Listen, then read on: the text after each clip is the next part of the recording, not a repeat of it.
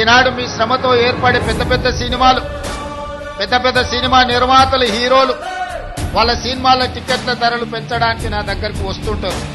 నేను నిర్మాతలకు చెప్పిన, మరి పెంచిన దాంట్లో కొంతైనా కార్మికులకు వాటా ఉండాలి కదా అని.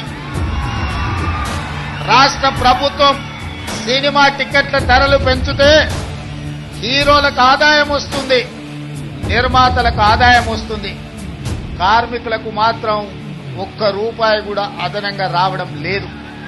అందుకే ఈ వేదిక మీద నుంచి మీకు మాట ఇస్తున్నా, ఆ ఆదాయంలో 20% కార్మికులకు ఇస్తేనే రాష్ట్ర ప్రభుత్వం జీవో ఇస్తుంది. మీ శ్రమతో సంపాదించే ప్రతి రూపాయిలో మీకు వాటా ఉండాలి, మీకు భాగస్వామ్యం ఉండాలి.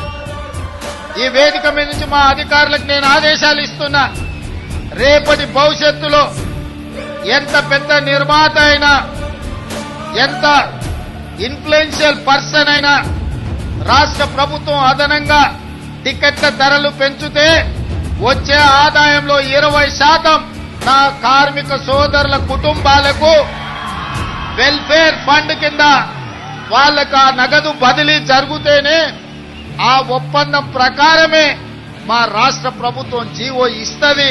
ఈ నిబంధనలు నేను సవరిస్తానని చెప్పి ఈ సందర్భంగా కార్మిక సోదరులకు నేను మాట ఇస్తున్నా.